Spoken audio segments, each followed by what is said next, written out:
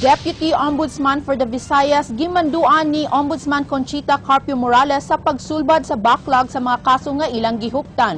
Kagahapon lang naabot sa Subo si Deputy Ombudsman for the Visayas Pelahio Apostol gikan sa kauluhan gikan sa ilang panagtagbo ni Ombudsman Conchita Carpio Morales. Ilang gisugdan ang inventory sa mga kaso sukad sa mga tuig 2010, 2011 ug 2012. Ang mga abogado sa buhatan sa Ombudsman mag-atubang og kaso kung magpabilin nga adunay backlog ang mga kaso nga ilang gihuptan. Nasayran nga mukabat sa duha ngadto sa 6 ka buwan ang paghimo nila og investigasyon. Abogado, lahat ng mga investigador ngayon, yun ang asikaso nila, yung inventaryo ng kaso nila, pinipidingan nila, no? Inaayos talaga. Tapos ilalagay niya doon kung kailan na i-assign sa kanya. Sisimula sa pinakaluma hanggang sa pinakabago.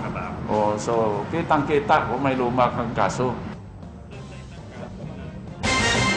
4.4 million pesos ang igahin ni Gobernador Hilario Davide III alang sa iyang flagship program nga pagpalambo sa panglawas.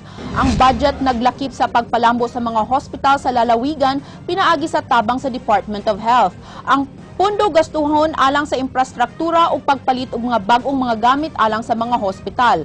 Gawa sa mga provincial hospitals, lakip usab nga palambuon sa Department of Health ang mga tambalanan sa Santa Rosa nga anaa sa Olango Island, sa Dakbayan sa Lapu-Lapu ug Guba Hospital sa Dakbayan sa Sugbo. For 2014, we're talking about almost $500 million health facility enhancement program for most of the hospitals administered by the province, and also hospitals that are administered by Toledo City, Santa Rosa Hospital by Lapu-Lapu, and the Guba Community Hospital run by Cebu City. Huwaton pa sa Department of Health ug sa Visayas Ombudsman kung dunay musangat og reklamo sa ilang buhatan batok sa mga midwife sa lungsod sa Badian. Gikataho nga mipadala ang midwife sa mga manganak ngadto sa ospital inay atimanon sa birthing center ni adtong miaging adlaw. Apan wala makabot ang nagbati sa Badian Hospital ug nanganak sa tricycad nga gipasakyan niini. Nahulog sa tricycad ang gianak nga 7 pa ka buwan kon premature nga bata ug namatay. It's not necessarily refused. It's saying we refer you to a higher level of facility. Kaya ang atong mandate sa atong mga health workers, tanan, kami man sa profession, to the best that we can tabang, we will tabang, di ba? But kung di nagkaya sa imong powers, di yun mo pipilitin.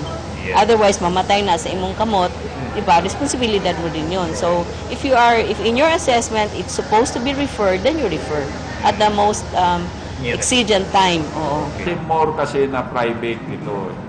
Walang public masyadong involved. So, hinahayaan natin yung mga biktima na sila mismo pero kasi kung naapektuhan ng gobyerno o pera ng gobyerno, doon sa clippings pa lang,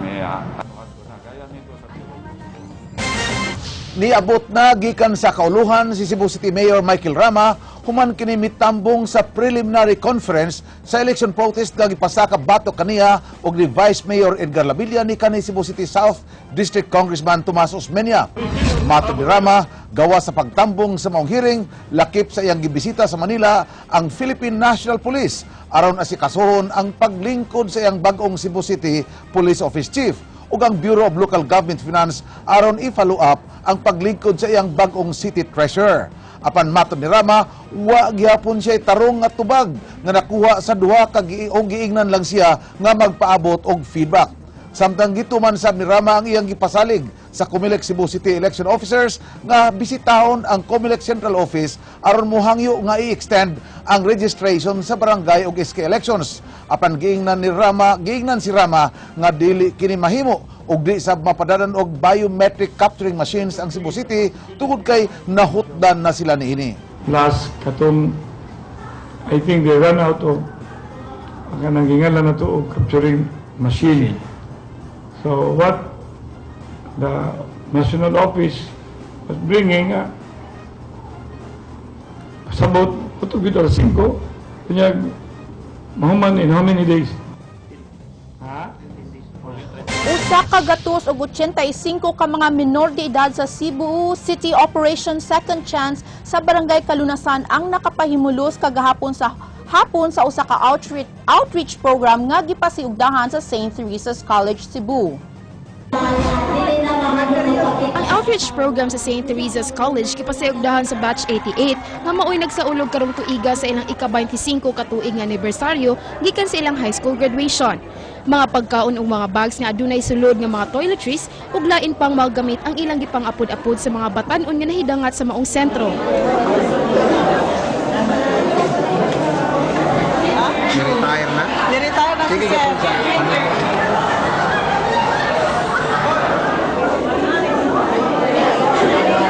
Ang mga minor de edad nagpasalamat sa tabang sa STC Silver Jubilarians minaagi niining usa ka hamubong pasundayag. Ako i-congratulate ang STC Batch 88 High School nga Silver Homecoming nila niya. Ako nagpasalamat kayo ko nga sa kadaghan nga possible beneficiary ila na select ang mga children sa Operation Second Chance. So this is one way of showing napagyuday nagpakabana sa mga bata diri sulod sa center. Ang outreach program sa St. Teresa's College Batch 88 tipik lang sa tinuig nga homecoming celebration sa St. Teresa's College nga himuon karong Sabado sulod sa STC campus.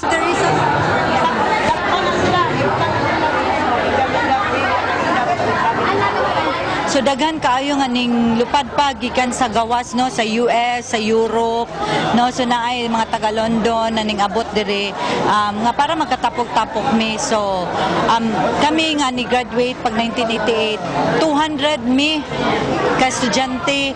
So at least karon lipay na sad mi nga 80 kami nga batchmates nga nakauli ug naka-join sa among tapok-tapok.